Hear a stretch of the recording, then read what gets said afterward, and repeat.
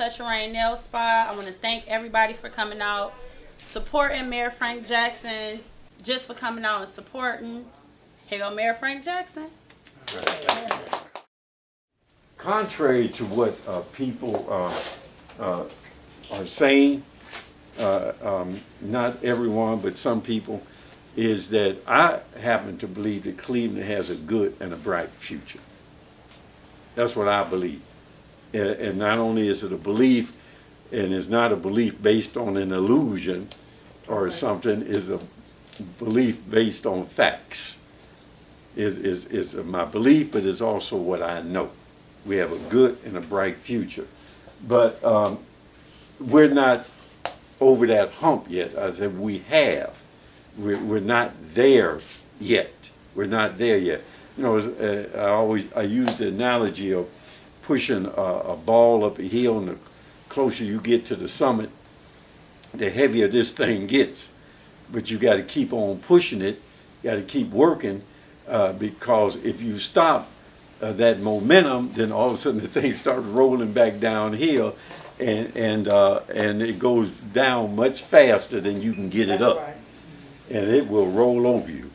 And so we're in a constant motion of moving ahead. And also, as you know, whenever you have something to do, particularly if it's of substance and you want it to be sustainable, what is reserved for the end is always the most difficult. All that easy stuff has been done. And as you're pushing that ball up that hill, you know, you got that easy momentum, and you know, it's level, it gets steeper, so it gets, but you got a little thing going. You just can't stop, because if you do, it's going to slide right back down on you. So what we have is that this opportunity that we have for a great and a bright future didn't happen by accident. It didn't happen by accident. It happened because we put work in. We put work in, and not just me, the people who are partnership with, the community as a large. We as a community, as a city, we put a lot of work in to position us to just have this opportunity to have a bright and a good future. But we're not over the hump yet. And what are some of the things that we've done? Some things are tangible, some things are intangible, and you know, some of them intangible things are more powerful than the tangible thing. The tangible things become indicators, but the intangible things become the fuel and the energy that allows you to accomplish stuff. Give you an example. We were the mistake on the lake. Not only were we the mistake on the lake, we were also anytime a comedian wanted to have a good laugh and he couldn't find something for somebody to laugh at, he just talked about Cleveland and he got to laugh. Well, that doesn't happen anymore. Again, that just didn't happen by accident. It took some work to change that attitude, that mentality for us to get here. And that mentality and that attitude was changed not by one thing, because no one can tell you when that changed. If you ask people, each people will tell you different times, but the thing that they recognize is that it changed. It just can't tell you exactly when, but it changed, right? Another thing, when we went through the Great Recession, 2008 and 2009, and other cities were going into bankruptcy. That didn't happen to Cleveland, and that was not by accident. That was a design, that was a deliberate act that we took on behalf of this city and the people of this city to ensure that we did not go into bankruptcy. To ensure that took work. We put the work in. When we were having the problems between the police and the community, particularly around some high-profile issues that resulted in use of force that was unjustified. And we in places like Ferguson and Baltimore and other places like that, Milwaukee were rioting. That did not happen in Cleveland. You think that was by accident? No, that took work. That took us going out on the street and doing deliberate contact with specific individuals in order to ensure that those kind of things did not happen in Cleveland. It's not that we denied the fact that these things happen, but we as a community behaved and responded to that challenge in a different way than other communities did, right? And we now have a consent decree that gives us the ability to have a holistic approach to reform. Not that we weren't working on things before the consent decree, we were. And we were working with them with the Department of Justice, believe it or not. But the problem was that they were happening incrementally and one thing at a time. And you know that whenever you do something one thing at a time incrementally, it doesn't have a long shelf life. It doesn't last long because there's nothing to support it. What the consent decree, and I don't have a problem with the consent decree. Now, they are a pain in the butt sometimes, you know, but this is the blueprint. This is our blueprint for having true reform where everything is tied together. Now, I can give you an example. We are said to have one of the best, if not the best, consent decree in this entire country. Why? Because our consent decree is not loose end. The goalpost doesn't continue to move. It is very concrete and specific as to what success is in terms of the agreement. So you can just check the box and then you can get out from under the decree.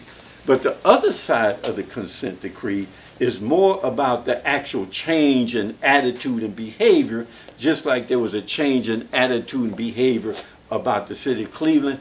Now we're working on that change in behavior and attitude around the division of police and the men and women who make that up. And we've done things outside the consent decree that gives us a better opportunity to accomplish that than just checking the box of the contract. You think that's by accident? No, it takes work. It takes a lot of work. Our school system, I know people expect more at this time in regards to the success that we've had under our reform. I know that, and so do I. But you have to remember, this has only been 5 years. How many decades have we had this problem? And no one dealt with it, although everyone talked about it and identified it as a problem, but no one had the ability to bring all the relevant parties together to come up with true educational reform. We did. You think that happened because somebody woke up one day and said, oh no, we should all come together and agree for our children? No, that didn't happen. You have to put the work in. And as a result of that, we had the reform, and in 5 years, we've gone from 50% graduation rate up to 72%. That's significant, even though it's still an F. But when you're an F minus, you moving, right? You moving, you pushing the ball up the hill, and what becomes the hard part is the most difficult part is what? Getting over that hump. That's the most difficult part. That's the most difficult part. But if you stop the rest, if you believe, somebody say, why don't you just take a break? Once you do that, what's going to happen? That ball going to roll back down on you, and then you over with. It's over with. So what I'm saying to you, ladies and gentlemen, this is always going to be a work in progress. Anybody in a position of mayor or leadership, or even if you the CEO or the owner of a company, you're going to always be in some form of constant motion and movement if you're going to stay alive. And you're going to have to tweak and be able to adapt according to the dynamics of the situation that you are in at that moment. So that means you got to understand what's going on. This ain't time for rookies. This is a grown man's world.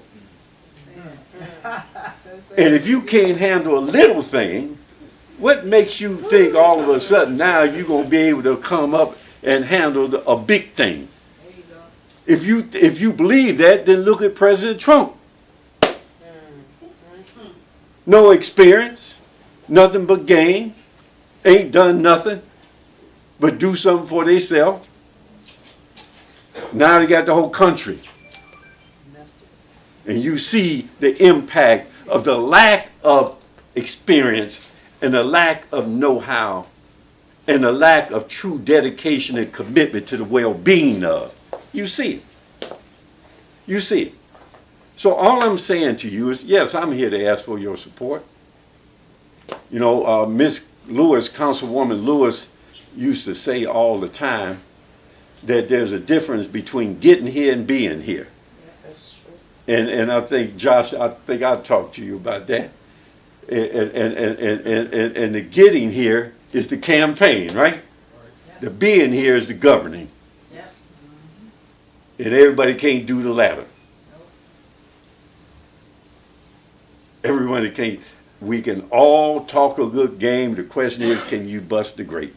Can you make things happen? And can you make it happen in a way that really, what's up, man? How you doing? And make it happen in a way that you can have not only substance associated with, but have that sustainability associated with that substance to keep this city and the people moving ahead. Now, finally, and then we can have questions and answers. We have problems.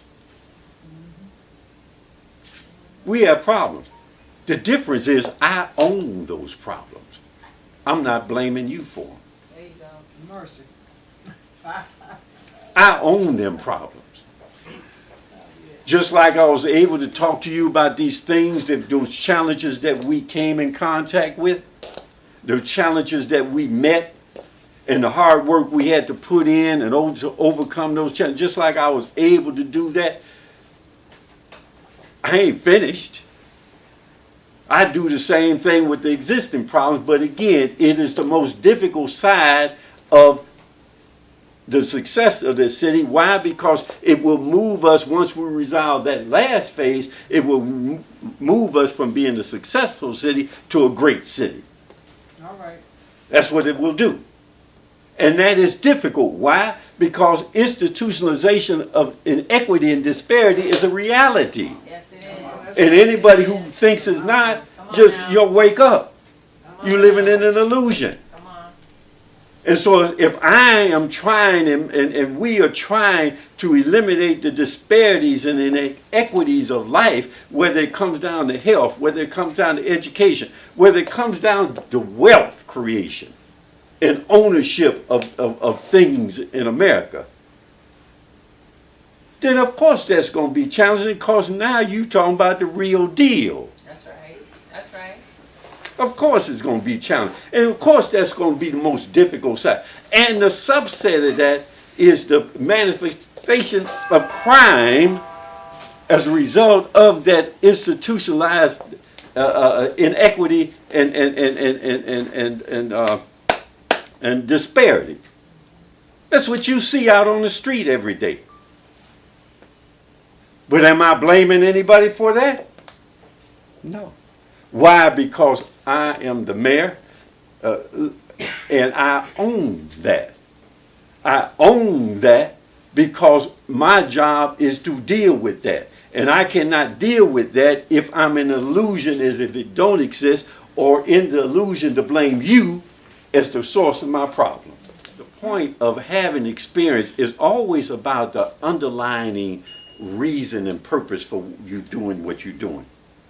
That's what it's always about. So you're right, I could have experience, but I'm using that experience to feather my own nest or to promote my own well-being at the expense of you. That's right. There it is. See, so that could be that kind of experience. Or it could be the kind of experience that I believe I execute on, which is an experience of life that results in me being able then to handle this thing with the purpose in mind of, as I said, dealing with these inequities and disparity. In order, and so let me, and forgive me for this, but let me tell you about me. And those of you who've been in my other meetings, be patient with me. You know, I stay on 38th and Central. I know most of you know where 38th and Central is. My family has lived there since 1960. And I still live there. As a matter of fact, when I first became mayor, and when you mayor, they put security in front of your house, I was wondering why they would do that until a couple of incidences happened. And then you know why, because there are a lot of people out there who will, it's like a magnet, believe me. They suddenly put dead dogs in your yard. They do all kind of stuff. Believe me, they do. Believe me, they do. And so, but anyway, here I am. I'm on 38th and Central. Now, when I was a kid, and I'm gonna make this a short story. When I was a kid, I didn't do too well in school. Mike, Huh? Mike, we had a wild weekend. Oh, that's all right. Y'all, you partied. That's good enough. I didn't do too well in school. And to give you an example of that, when I graduated from, I went to Max, I would have went to East Tech, but I went to trade school to be a machinist. And when I graduated from Max Hayes, I was 19 and a half years old. I was so old that they drafted me into the Army. And I had to go down to the draft board and prove to them that I was still in high school. And then once I did that, they let me go. But when I was, June, I graduated. I was 19 years old. October, I turned 20. And by the end of October, I was in the Army. I was in the Army. And so I didn't do well in school. And so then what happened was I went to Vietnam, I came back, and I went back to working, but you know, for whatever reason, I wound up running the street. So I'm about 22 years old now, and I wound up running the street. And sometimes better lucky than good, and fortunate rather than being unfortunate. So I wound up running the street. I'm still on 38th and Central. See? But me and my wife got together, we lived together, eventually got married, got a kid. Hey, what's up, man? Had a kid, and so now I, long story short, I got a responsibility other than me, right? So here it is, I'm about 27 years old. It's about 5-6 years different between the time I got out of the Army to now. Now I'm about that close to being homeless, right? So, and no job, nothing. I finally got back to work. $1.75 an hour is what I was making. That was minimum wage back then. Some of you not old enough to remember that. But anyway, so here it is. I'm 27 years old. I decide that I want to learn something. I didn't decide I wanted the degree or to be something. That ain't what I decided. All I know is that what I had been doing, that I wasn't going to do that anymore. And that I was going here. I didn't know where that was. I was just going there. Wherever that is, I'm going that way. That I know about, I ain't doing that no more. So I'm going there. So I walked down the Tri-C Metro campus right down the street from me, and to show you how ignorant I was in terms of knowledge, I didn't even know the terminology. I asked the first person I saw, I said, where do I go sign up? I didn't know anything about enrollments. I said, where do I go sign up? They pointed me to a building. I went in the building, asked them the same thing. They gave me the paperwork. I just did what they told me, filled out the paperwork, and took some tests. And when I finished doing all that, they put me in remedial. So here it is, I'm in remedial. I put me back in high school is what they basically did. Because and they would not let me take a college course. I had to take in order to get to the point I take college course, I had to take all this remedial. And they were absolutely right, because I did not know how to write a paper. I started a paragraph and ended it wherever I felt was, I was a robotic kind of thing. You know what I mean? Commas, periods. I didn't know about semicolons and stuff like that. You know, so that's what I did. I did a sentence started, ended, you know, capital letters wherever I felt like, right? But anyway, so what they did is they taught me what I should have learned in high school. They taught me how to structure a paper, how to actually structure a paper and write in a language that was acceptable to them. So now I know how to structure a paper, introduction, body, conclusion, and I know how to, because back then I would write it just like I taught. So now I know how to write it in the acceptable language, right? So I'm writing this, so I learned that. The second problem I had why I couldn't take college courses is that I had no comprehension. No comprehension. And what I mean by no comprehension, even though the books were written in English, I didn't know what they were talking about. I didn't have a clue. I did not have a clue as to what they were talking about. I would tell people, now 1 and 1 is 2, and I could remember a chemistry formula. I just memorized that stuff. But that other stuff, I had no clue. Even though it was English, I had no clue. And what I learned how to do was to translate their English into English that I understood. And once I was able to translate, I know that stuff. And now I not only do I know it, I know how to write it and put it in. And now I can take a college course, right? So I learned how to read the language, write the language, and understand the language. I still don't speak it that well, but I get my point across. Now, at the same time, what happened was, now I learned that they give you degrees. And I said, well, since I'm here, I might as well get this associate's degree. And then while I'm doing that, I went to a counselor, and I said, while I'm doing this, I might as well get the bachelor's, because I learned about degrees now. So I got the bachelor's. I finished that, I got a master's. And then my wife, who graduated around the same time as I did with a bachelor's, she got an application to go to law school. She's decided not to go. I told her to put my name in there. And the reason why I always believe in affirmative action is that when I took the law exam, I didn't score high enough to get accepted.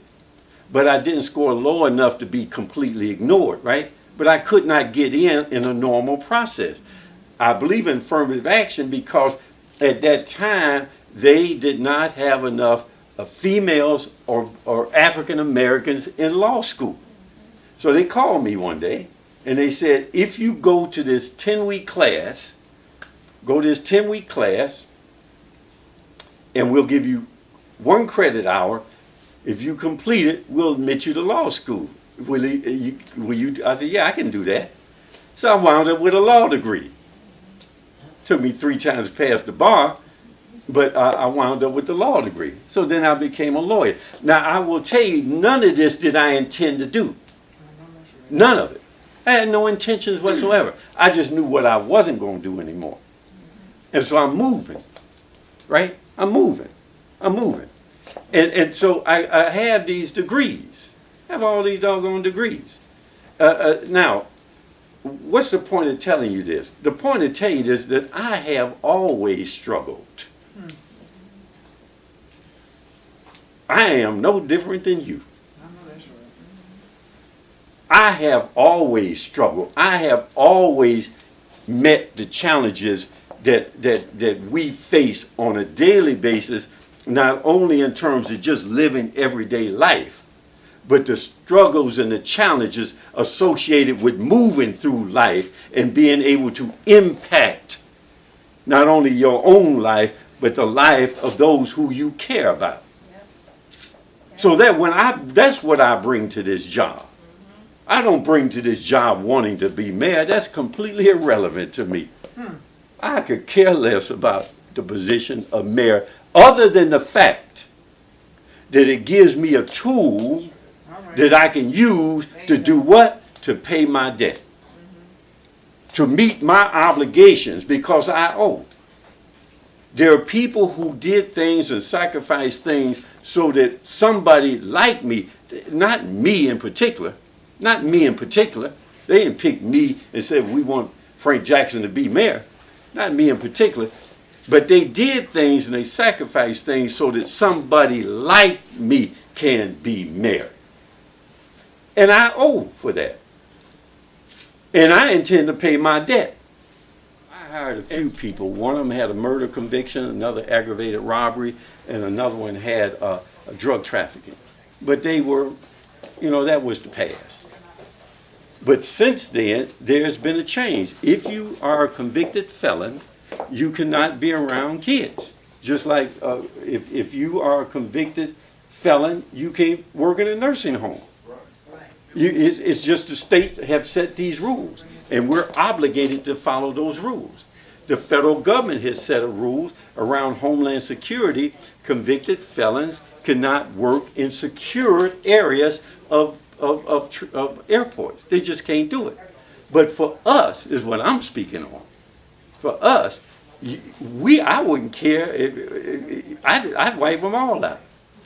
And just have, if you're a convicted felon, that's fine with me. I don't have a problem with that. But there are those who do. And on the government side, they put these restrictions in. And even in the private sector, they say you can't be in a nursing home. You can't do, if so young ladies have gone to schools and have become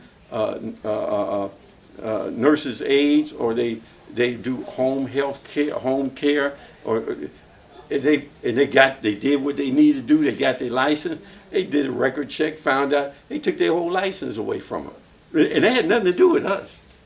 So it's just the way it is. The real key to this, and this is why it's so important for the private.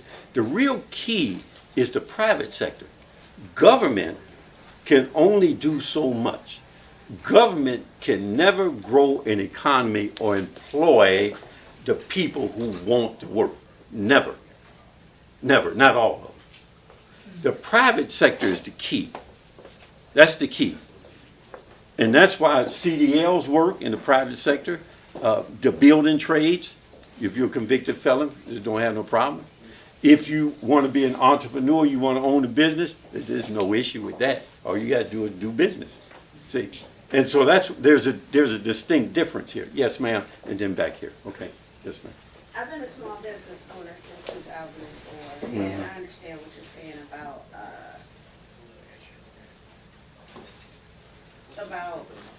Go ahead, I'm listening. all right. No, I mean, it's not that. No, she's watching me looking at my phone. That's what it is. So it's kind of No, it's not a distraction. I'm telling you, I'm listening. like when you go. That's one thing I learned about Mayor Multitask. All right, so. Go ahead. As a small business owner since 2004, I haven't came across many of your programs in which that could finance my business. I know Rain and a few other people mention it as well too, that they've looked and we haven't found what you're talking about. So what's coming up? Can you tell us where we can find this money? But see, this is what I'm trying to say to you, ma'am. Because if it's hard, like if No. You asked me, so let me tell you. You asked me, so let me tell you. You asked me, let me tell you. What I'm saying to you is that the programs are there. They're not going to look for you. You're going to have to go find them, and you're going to have to go beyond just the initial phase of it. I think with your shop, how long did it take you? You got to go through the trials. Like you said, it's not going to. But it's there. The money is there.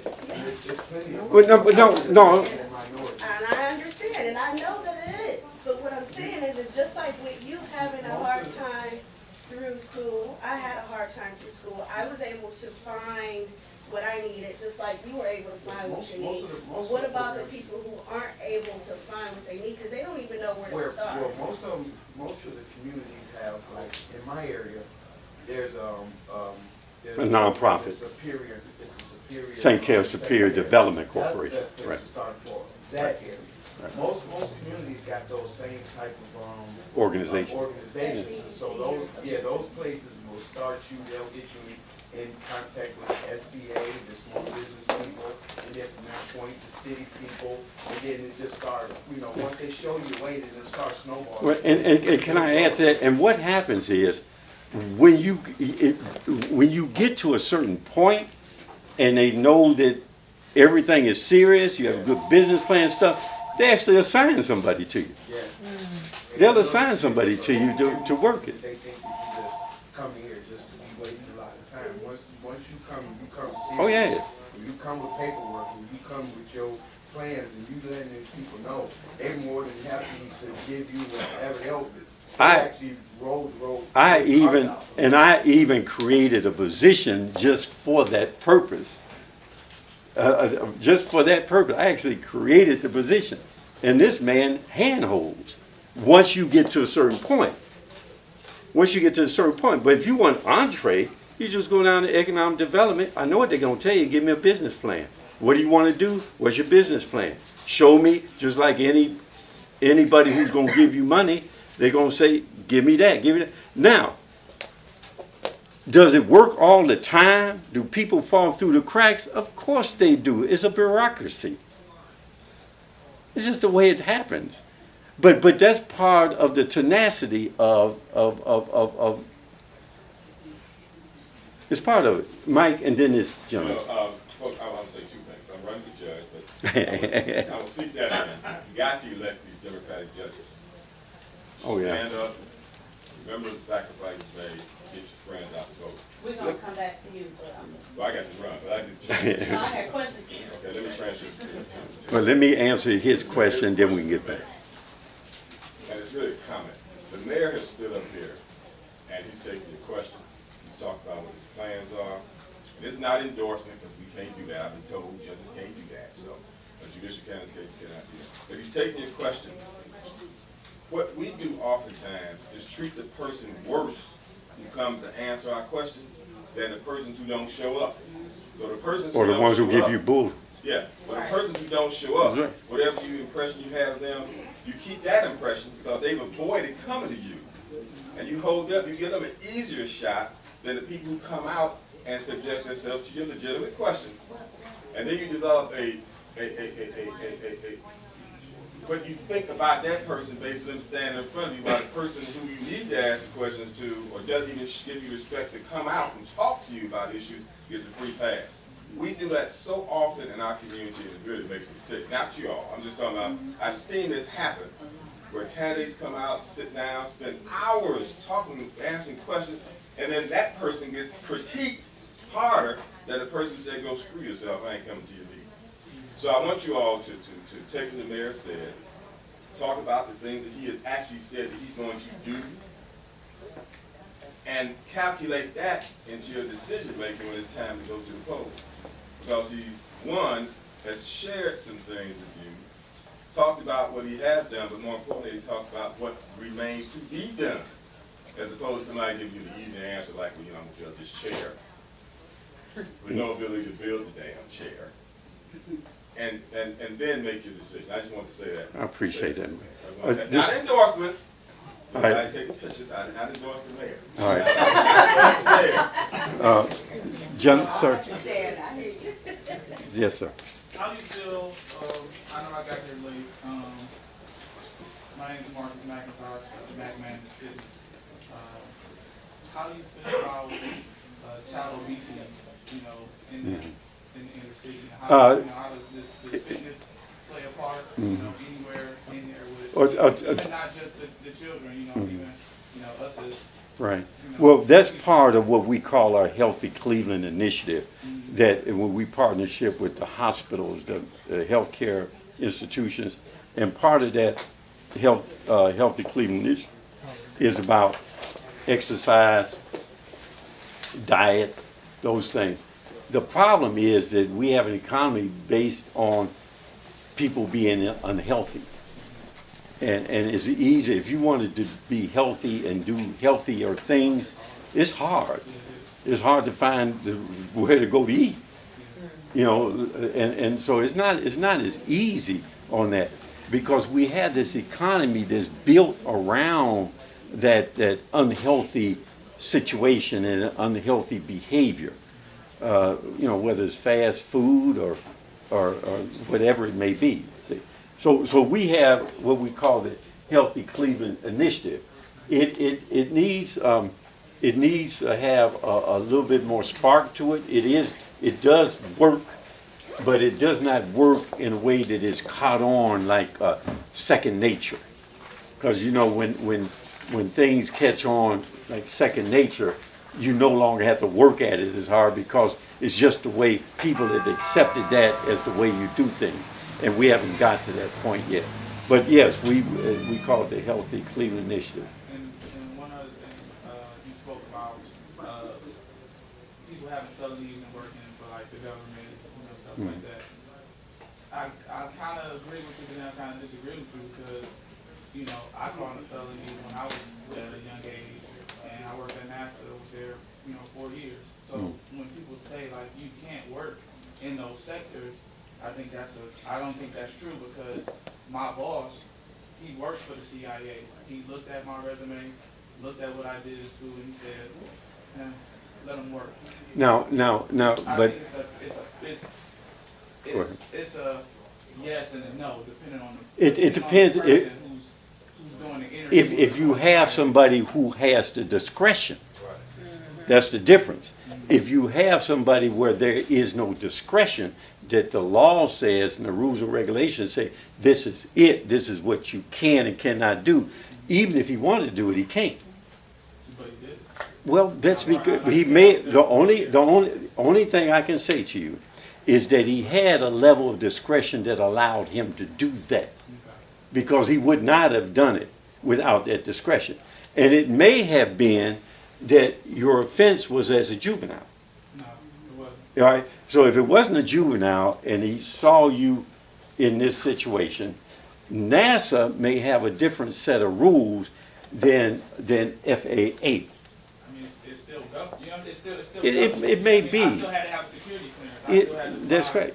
to, you know, Florida. I still had to fly to all these other different, you know, NASA locations dealing with top secret information all day in, day out. That's all I did. You know, so I just think it depends on who's in there. If he has discretion. If he can make a choice to do one or the other. Because I'm pretty sure that if the law said that you could not have the job, and they found out you had it, not only you but him be gone. And so it's about the discretion. And I don't know what NASA's rules are. And you know, there's no different than some people, particularly if you're in clearance areas where you have to be cleared for certain things. Sometimes people do make discretion based on your common sense. And if you have good common sense, and they allow for, but they have to have the ability to make that different. One last, yes ma'am. What do you plan on doing about the public safety as far as the crisis that just happened this weekend? Well, again, I tried to address that early on, but let me go a little bit deeper. He asked me about the youth initiative. That is what I am doing, not just planning. I am doing. See, I don't just plan to do things, I do. And then as I do things, just like I've learned more about certificates today than I've known, now I will plug that into my doing mentality as I move ahead and do certain things, then I'll understand this portion of it better. Well, I do things. And we had a long conversation about prevention, intervention, opportunities for youth and young adults. At the same time, there are some things that have to be addressed in immediacy. But crime is a symptom. It's like a cold. It's like a cold. And if you got the flu, you aren't going to be able to go to work unless you become dysfunctional at work. Well, the only way you can get functional is you have to take some cold medication. It's not solving your flu. It's just allowing you to be functional. Well, that's law enforcement. That's police. And so sometimes you just got to take the medicine, which means some people got to go to jail. You got to do enforcement. Now that is going to happen. That is going to happen, particularly since we had issue 32 passed that gave us the ability to bring on enhanced services and restore services. We'll probably we'll put on about 5 police cadet classes next year. That'll probably produce about 250 or more police officers, but we'll have about 80 retired, so we'll have a net of about 170, something like that. Well, the chief will decide how to deploy them, where to deploy them, and all that. He has set up this neighborhood impact community engagement unit. He calls it his NICE unit. He's also beefed up, and there's about 25 in there, and we plan to go up to 60 in a couple of years. He's also beefed up his gang impact and units that have gone out, and they just, guns, I mean, guns is like, all you gotta do is go, you pick them up. I mean, a gun is everywhere. Everybody, I will tell you, and I'm gonna answer, I will tell you, in a room like this, even with this smaller amount, half of y'all gone, somebody in here got a concealed carry and somebody packing. Absolutely. Everybody that's employed by That's right. So now I remember a time in order to get the concealed carry light, you had to almost be a Potter trained the same as a police officer to get that.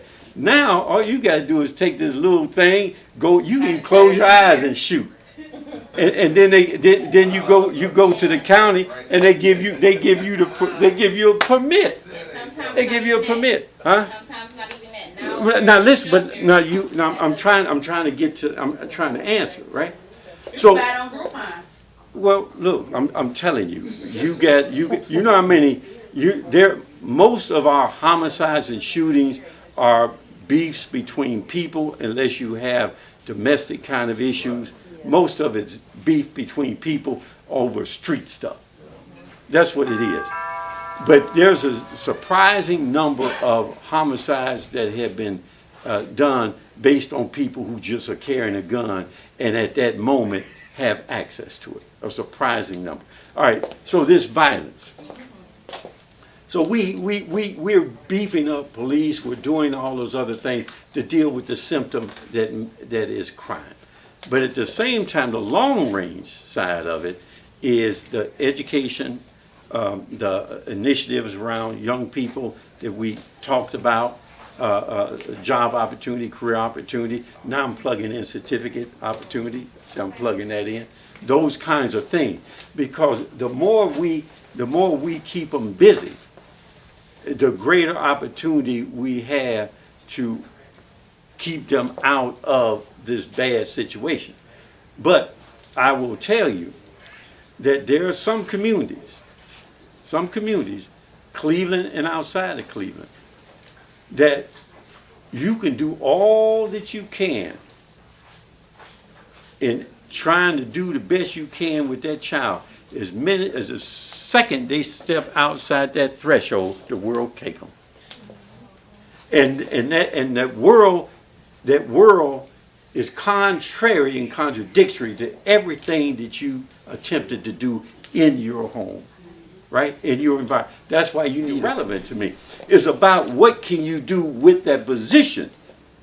What can you do with that position? How can you leverage that position in a way that you can move this ball up that hill and get over that hump that deals with eliminating the inequities and the disparities of life that faces the majority of us. That's what this is about with me. And I'm not finished. And it's not that I will ever be finished, because in this thing is a relay race. Somebody handed it to me. Now my job is to hand it on. But I need to hand on something better than where we are right now. because I could have retired with all of the claiming of I got this done, I got this done, I got this done. I could have retired with a resume of success. Okay, I have a question. But let me finish, because he was Oh, first. okay. With a resume of success, but that's not sufficient. So I have to do what I've always done. I got to get out there. I got to be at risk in order to do what I need to do, is pay my debt. That is why I appreciate you saying what you said, because it is not about just the experience.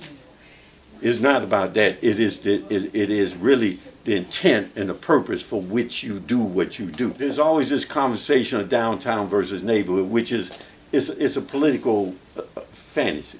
And the reason I say that is that if you look at where we invest the money as government, when you look at our operations, most of our money is spent on when we sweep, pick up garbage, do all those operational things. All that's out here.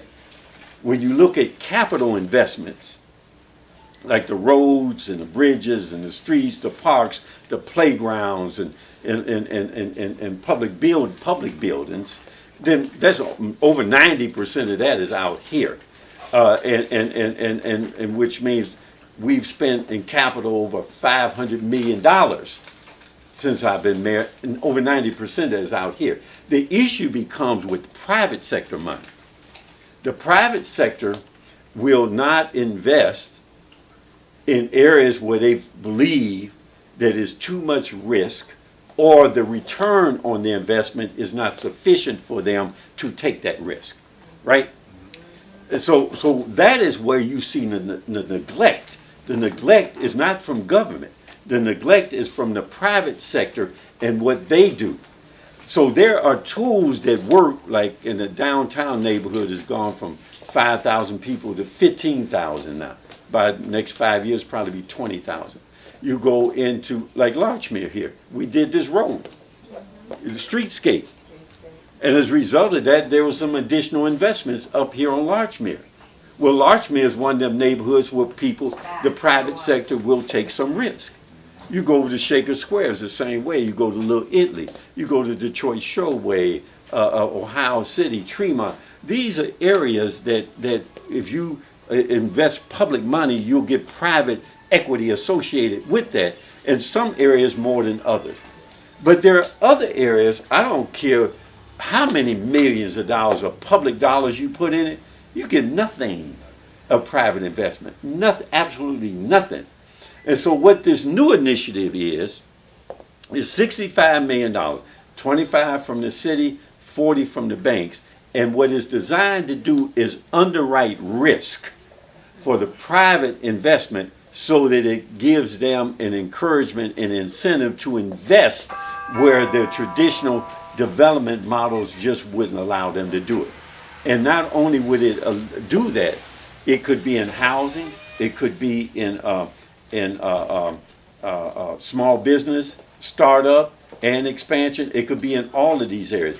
Now, the final thing I'll say on this is that we have to get out of relying on programs. Yes. Amen. Programs are designed for people who are subjugated. Come on now. We have to go back to the future where we own something. Yep. And when you own something, then you have wealth. That's right. Then you're not asking someone else for a program or to provide opportunities for yours. You're able to do for self. Yep. Right? Yep. And that is in small businesses, particularly in those areas that others will not invest in. So what we're doing with this initiative, we're actually trying to target small businesses and businesses who are like the people in the neighborhood, and to encourage them to move ahead and to reacquaint themselves with entrepreneurship, which we had before, right? And that is wealth creation. When you have wealth creation, you don't have to ask another man for a job for yours. You're able to give your own job. And wealth will always invest in politics to do what? To protect its interests. And that is the big fight in Washington, D.C. right now. Right now.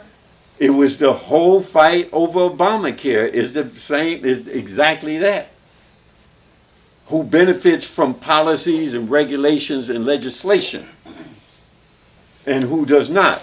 And those who have built their wealth and power on inequity and disparities of life do not want to create real equity and get rid of disparity. Why? Because they lose their advantage. Now they'll talk all day long about it, the right thing, and they'll give you a program. Yep. But they're not going to do anything to allow for true access to true empowerment, whether it's socially, politically, or economic. They're not going to allow that. So my point to you is that yes, but what I need from you, and I've been saying this at every meeting with the barbers and the salon people, what I need from you, I need you to take advantage of this opportunity. Why? Because the future of the city of Cleveland and our ability to get over that hump and become a great city lies in the most distressed areas of the city. Yep. That's where it lies. Yep. And it lies with those who are willing and able to take a risk where others would not take a risk. And that is what this initiative is to help underwrite people who are willing to take that risk. And then what I ask you to do is just don't be barbers and salon or nails or a lawyer. Just don't be that. I know that's right. Own the entire network. Not just what you do with the hair, but all the products that you need in order to do what you do. Own the whole supply network. That's wealth. Yep. And at each of those points along that network, there are jobs and opportunities that are created and lawyers and accountants that you need in order to protect your interests. An entire thing. And even if right now, let's say barbers and salon, that when I was up on Lee Road today and I went over into a shop and they had all of the stuff that you would ever use. From hair down to oils, down to, they even had clippers and everything else. Mm-hmm. None of that is made here. We don't make any of it. So we have to, at least on a minimum, have to be the distributors of that. And if we own the distributorship of that, then we can provide the same or better product for less money. That's right. To our own. And jobs. That is what this is about. And that is getting over the hump. Mm-hmm. That goes towards great city. Mm-hmm. Not successful. It goes towards great city. Mm-hmm. And of course, that's going to be difficult, right? Isn't it? Because it's fighting against the way the system operates. But it is the only way that we are going to be able to eradicate those negative indicators that plague our community. From crime to health care to lack of education and all that. It's the only way. We're higher ex-felons. And if you have a felony, I don't know, we have about 700-800 employees, and I would think out of that, I bet you at least, I can't even tell you. But it's well over 1,000 people have felonies. For waste collection. Waste collection. Well, water department. Only thing is you can't be an embezzler and work in the finance department. Right. You know what I mean? And you can't. And now they prohibit you from being in recreational activity. But you're right. In those kind of labor positions, it's fine. It's fine. So that works. Now, what are we doing in regards to vocational training? What we've done as part of our education plan that is beyond the Cleveland Reform Plan, we have what I've started, we call it the Education Compact, Higher Education Compact.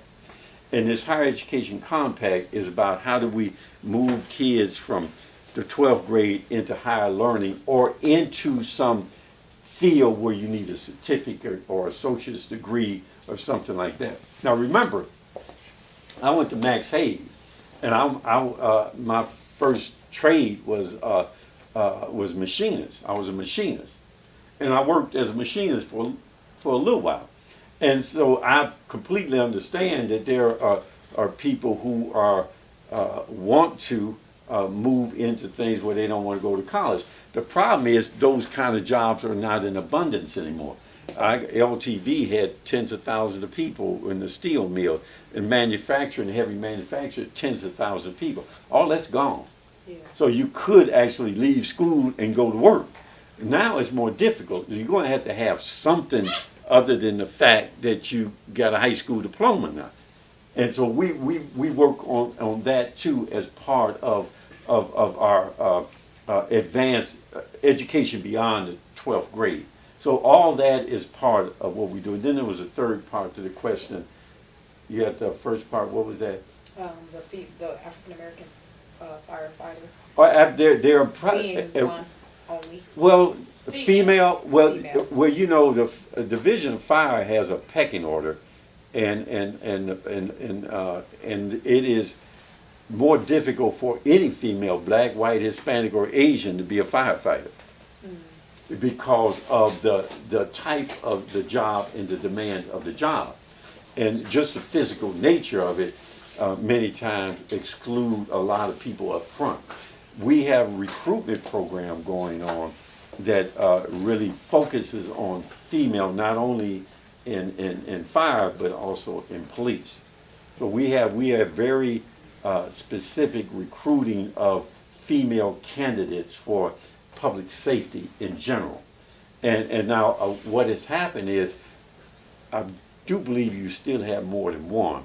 But the class where, again, this is why I believe in affirmative action and stuff. At one time, they were under consent decree where there was an obligation to bring on so many African Americans and females. Well, the group that came on at that time, now they're not under those court orders. The group that came on at that time, they're beginning to retire.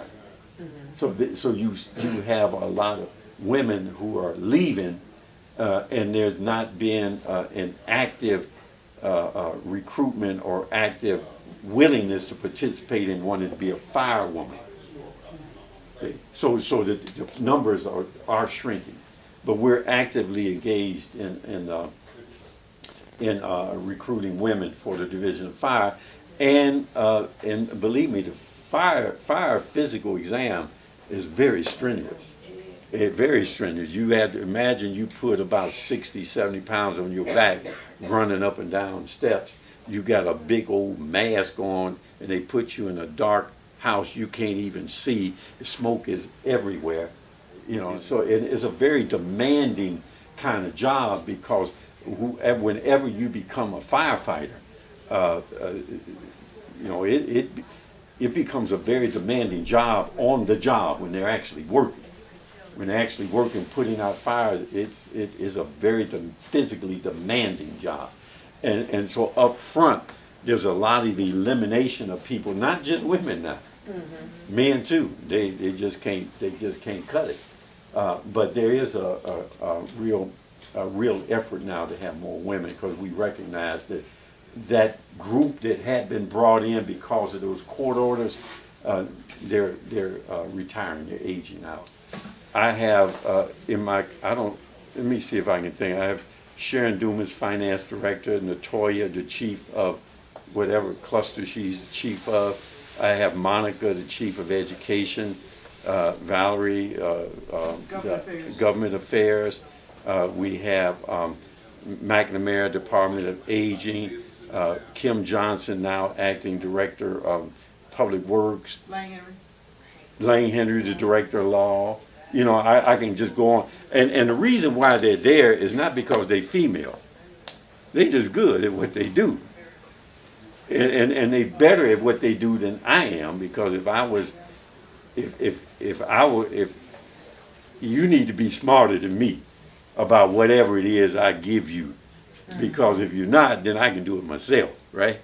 And since I'm always be challenging them, no male or female, challenging them, they got to be able to push back on me sometimes, because if they don't, then I'm gonna try to have my way, and that ain't always the best, right? And so I need people who are strong enough, but professional enough strong enough to stand their ground, and be intelligent enough to be able to make their argument, and be able to professional enough to know that I am the boss. And what I hear from a lot of the youth is, why should I go to Cleveland Public Schools if I can go to Life Skills and get a manufacturing degree or get a cosmetology degree, if I could take up auto mechanics and I'm going to get done, and half the time is half the stress, and I'm graduating with a certificate. With a certificate, and that's the difference.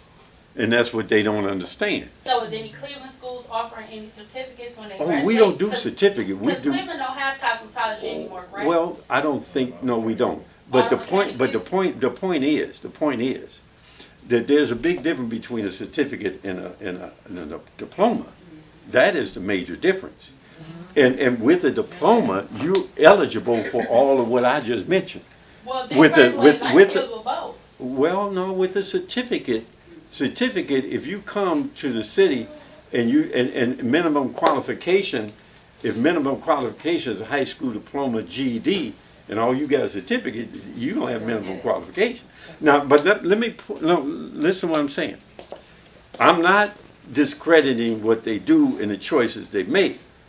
What I'm saying is that you have the same problem there, because at the end of that certificate, it does not necessarily mean that they're going to have something. What we want to do is to give them a wider range of choices and a wider range of opportunity. They're better off with the diploma.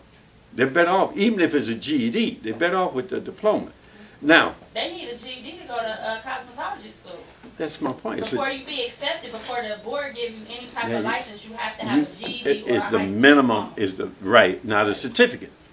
Right, but that's how you get the certificate, is because you have that GED or that high school diploma. And I agree with 16 you. with the GED or high school diploma. Right. 16 with the high school diploma or a GED to get the cosmetology license. Right, but let's say, for instance, let me, that, right? no, we don't teach cosmetology. But let me ask, I don't know, they choices. Well, look. Cosmetology and barbering is the pillar of the community. You know what we do? Well,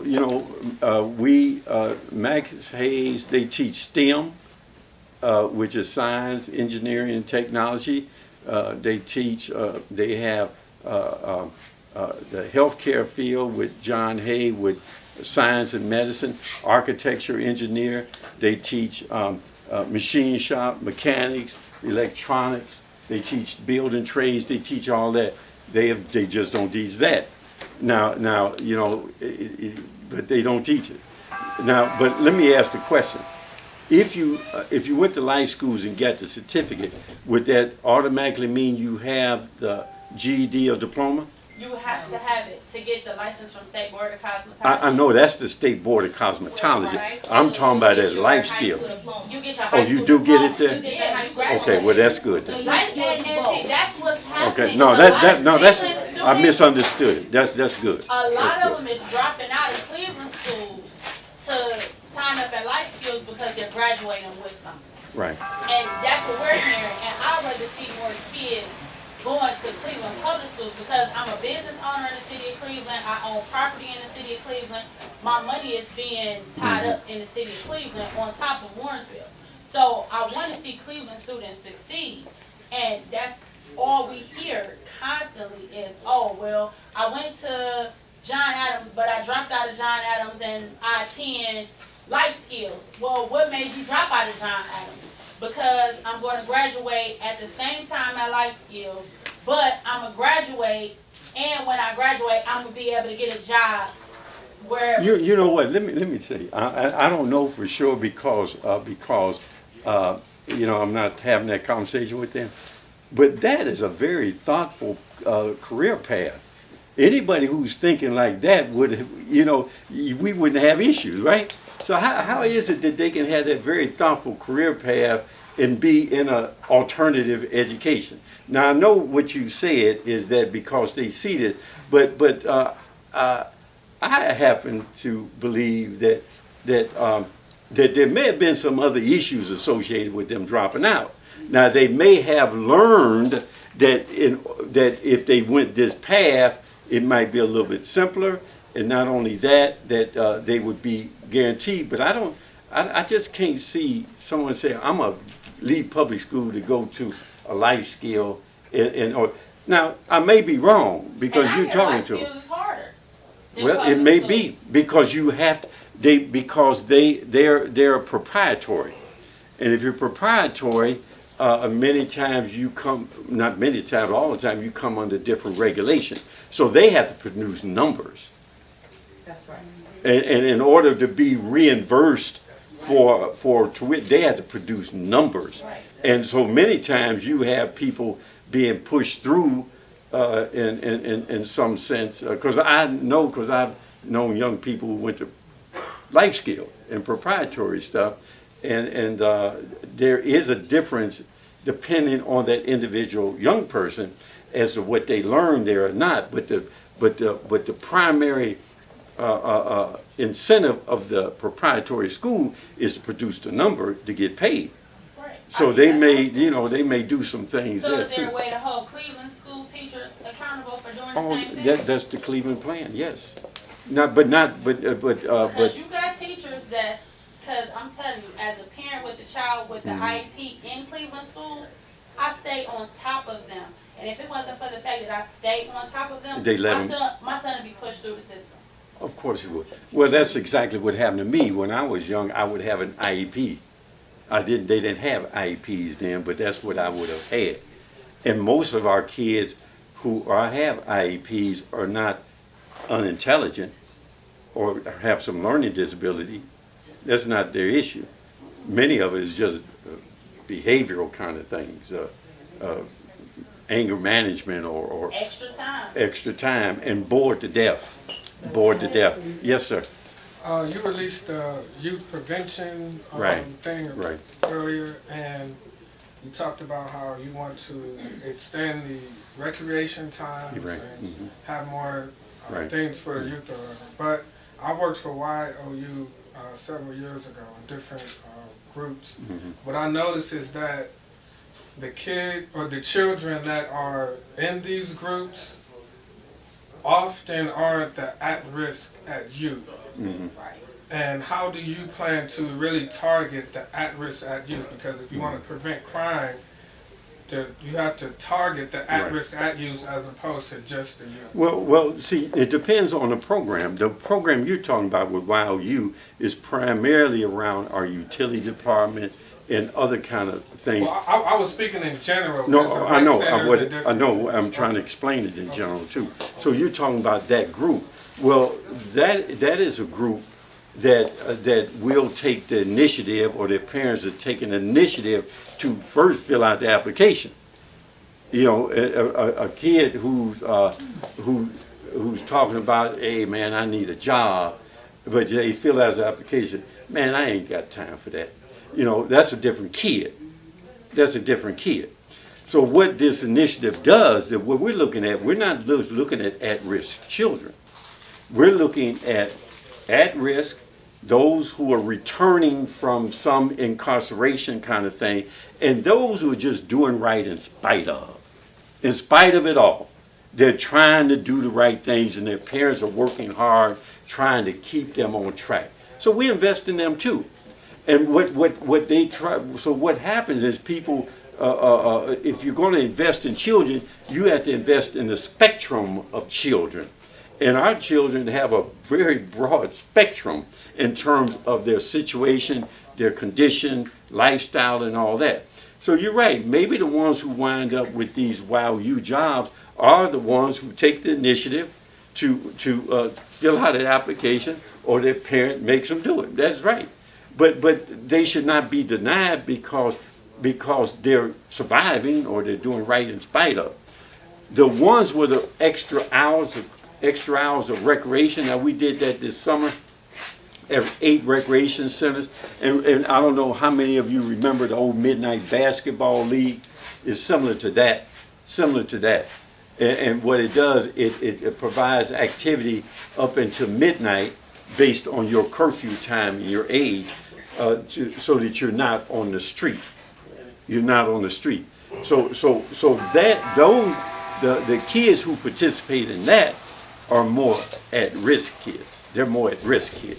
Then we have other groups where we have what they call call-ins, and this is where you have kids who are under some judicial order. They may be they're on probation. They got ankle braces, house arrest, and things like that.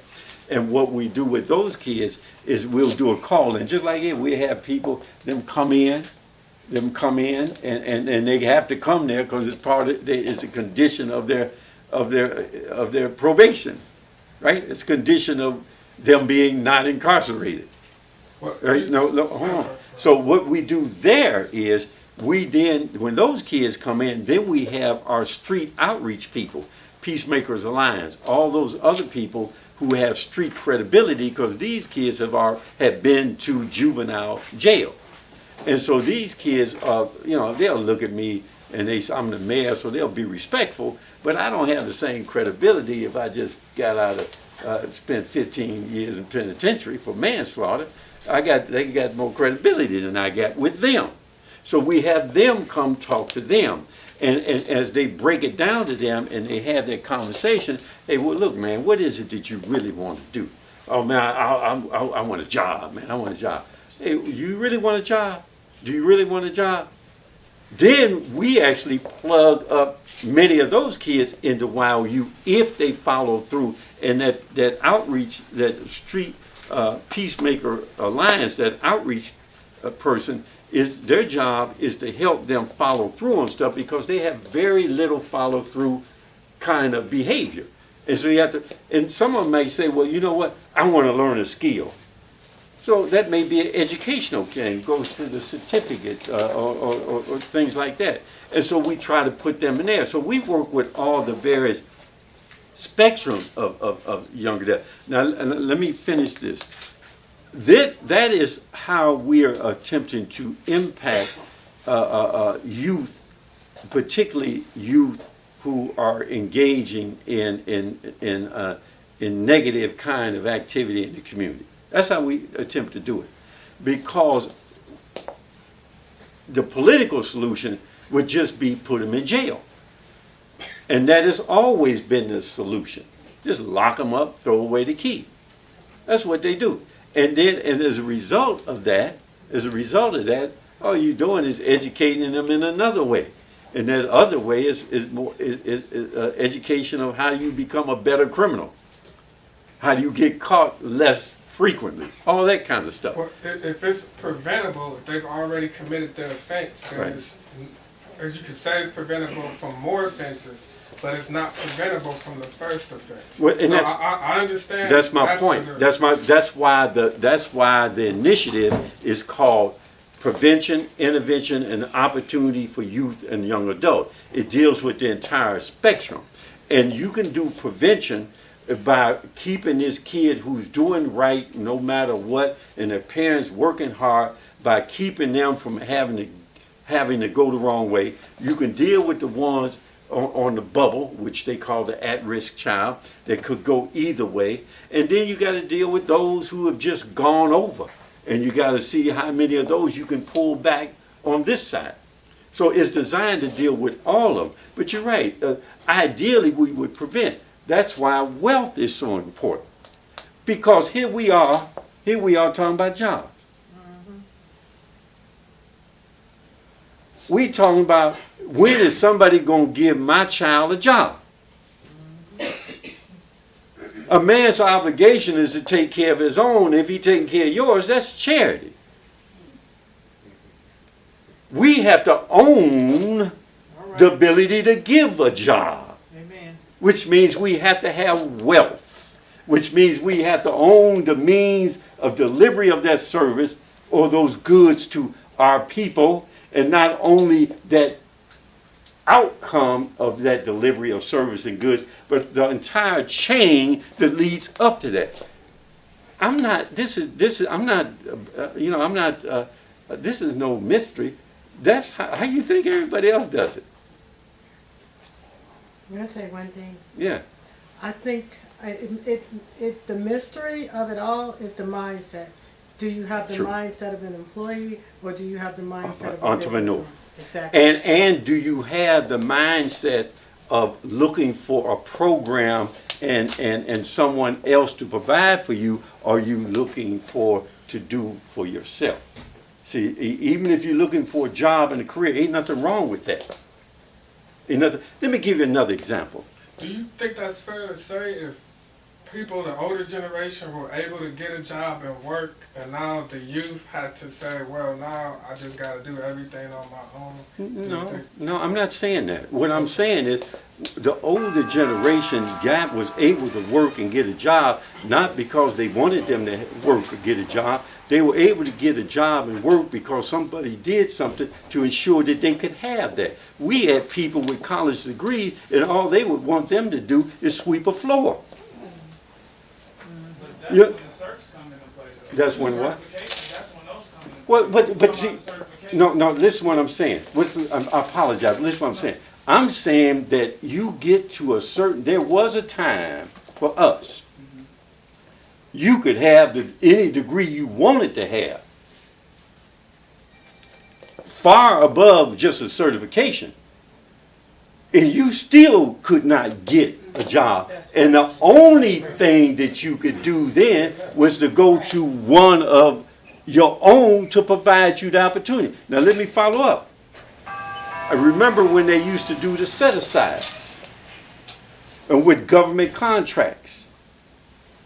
We got to the point that we were completely dependent on the set-asides. How many professionals who were lawyers, engineers, architects, Nelson, how many you remember back when we were younger and they had these black law firms or black engineering firms, black architectural firms, and they were doing quite well. They bought their own buildings, they had all kind of employees. They're the ones who hired those kids, not the system. They're out of business now, aren't they? All of them gone. You know why they gone? Because they relied on a set-aside as the primary source of their revenue, and when the government came along and wiped that out and said that you could not give anybody a contract based on race, then what happened? You're gone. You out. And so now we didn't own the contract, the thing. We didn't own it. We were just dependent on a set-aside somewhere. And so my point to you is this. I'm not saying the certificate, it works today. It works today. Certifications now hold more weight than degrees. It works today. They It works hold more. today. I got 2 degrees. I got my bachelor's in cybersecurity. But this guy got CC for his certification in CC plus. Guess what? He gonna get that job before I get it. Right? Because he's been, That's why the kids are going towards the certifications now. That's why they doing because it. they see an outcome. Well, we have opportunities. The programs and initiatives and incentives apply to the entire city. Entire city. You just have to plug in. The special initiative applies to those portions of the city that these traditional tools don't work in. That's what the special initiative, where we focusing money into those hardcore areas where these, no matter what you do, there's nothing happen there because there's no private equity associated with the public investment. But over there in the Slavic Village area, It's not, Slavic Village is not just Ward 12. well, I know that, but I'm talking about the Slavic Village area. Yeah. toward 12. They're doing quite a bit of investments over there. Right, just Eh, right there. Right there. Well, and then on the west side, it's already built out. The west side of Ward 12 is already built out. There's Is a, some areas, like in the Pearl Row area, where it's on the far west side of my ward, there's a lot of abandoned buildings. well, that are there not are, being but you know the used. difference is that people are investing in it, and the private sector will invest. They just opened up one on Pearl and I forget the name I was over there just the other day. It was an old bank. They renovated the old bank, and Radika did it, and they renovated the old bank. Well, even though there's abandonment, there are people willing to go in there because of private investment, and this, what the government did was the whole streetscape of Pearl Road. We did the streetscape. As a result of that, you got the private investment. But hold on. But there are other areas, I don't care what you do, you're not going to get $1 of private investment. So Ward 12 has an opportunity for private investment, which means you just have to plug into programs, into initiatives. How you doing, ma'am? Hi. Okay, nice meeting you. Nice to meet you. You just have to plug into them. So yes, we have programs, all kind of programs. And the second part to my question, your initiative that are gonna be in the areas that are dilapidated, I guess, That's that just- you can't right. find private Right. investors. Will these also be for people who have felonies, like how you said? If a business person, you can, that's the beauty of being a business person. Ain't nobody, you hire yourself. I mean, you can be a felon. As long as you can do business, you good to go, right? You good to go. Some have their blocks. Some Well, companies I don't can't know. hire I'm talking about for us. If you bring a business plan, now we ain't gonna fund a shady operation. But so if somebody trying to be slick, we ain't in on that. But if somebody bring a legitimate business plan that shows a cost, revenue, all this other kind of stuff that you need to show in order to go to any bank or go to anybody who's going to give you money, if they bring that, we could care less if you're a felon or not a felon. We could care less. But it's a business plan. The same thing if you get a job. If you got a CDL, commercial driver's license, that's all you need. If you got commercial driver's license and you want to work for the city of Cleveland, you meet minimum qualifications to deal with dump trucks, snow plows, and everything else that requires on heavy equipment. You could be a felon all day long. It doesn't matter to us. That's on certain job sites. No. If you're talking about the private sector and public sector, it's different. If you have a felony, you can drive a garbage truck, you can drive to reinforce that. And there are other neighborhoods and communities in Cleveland, outside of Cleveland, that when that child steps out your threshold, then that community reinforces what you taught your child inside your house. That is the major distinction as to why you have the disparity and the prevalence of certain activity here and you don't have it over there. Because it is about community support. It's about community engagement. It's about the police are the police. And I've gone to neighborhoods in Cleveland, and talked to them about their crime situation. And they are very upset about the level of crime that they have. And I don't blame them, because you can say whatever you want. If it happened to you, it's the worst thing in the world. You don't care if you don't, how many guns you taking off the street or how many people you put in jail. You don't care, right? I just got carjacked.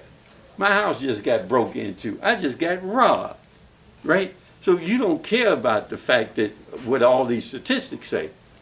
But I will tell you that I go to another community that if they had the same level of crime as this community, they think they were living in paradise. In paradise. And there's a distinct difference in those communities, and a lot of it has to do with what happens outside the threshold of a house, of a family in a home. That's a lot of it. So we have to become a community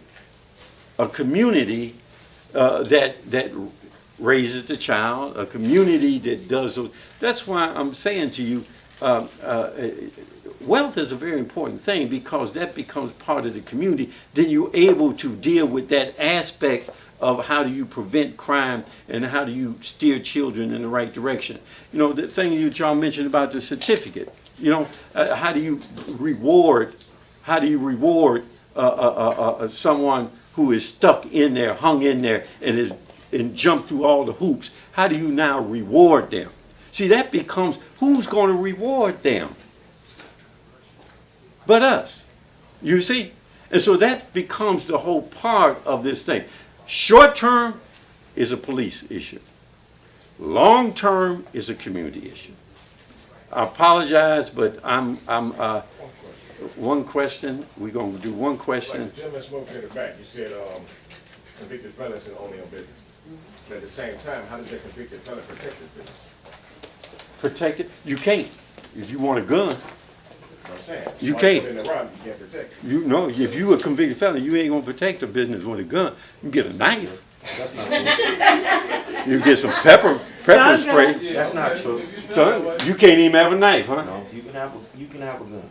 Well, then you telling me something I don't know. Yes, you can have a gun as a convicted felon. You have to go to The class. the bar association, You have find a to- lawyer, a civil rights If- lawyer, and have him apply for your Now, is that related to an expungement? No. It's only for like your business, or like if I. Only for, it's very your specific. See, business, or I'm if- learning something now. If I was doing security and I had to have a firearm to Right. do my job, that's a tool. for my- And so then that becomes the discretion of the court as to whether or not to allow it or not? Is that what you're saying? Yeah, but And it's based on the infraction. Yeah. well, If it's violent or something like that, then yeah, you're not gonna get it. But if it's, you that's know, not true. If it's just, if and it, that you're right, and that's not also true too. But at the now, see, again, I'm learning something because, and I'll tell you why. I know a couple of gentlemen it's always a who own a club, and they're both convicted felons. And they have people coming and going all the time, and they ask me the same question. They said, "Man, I can't even keep a gun here to protect myself because I'm a convicted felon." Well, until I just heard that, I didn't know. So now he knows. That makes sense, because that, like, you know, the gentleman just said, that's your federal right. That's your constitutional right. That's exactly what it is. State level and county level, it definitely dismiss that. It say no. Yeah. Well, you know, and again, I've just learned something. So what I'm gonna do, I'm gonna follow up on that, so that because I hate giving misinformation or bad information. So I'm gonna follow up on that and learn what I can learn. Learn what I can learn, because I had, Instead of beauty shop and a barber shop. yeah, because you get it all. You never know Huh? what you gonna learn. All right. Well, thank you very much. Thank you very much. Thank you. Thank you. Selfie, Mr. Jackson? Yes, ma'am.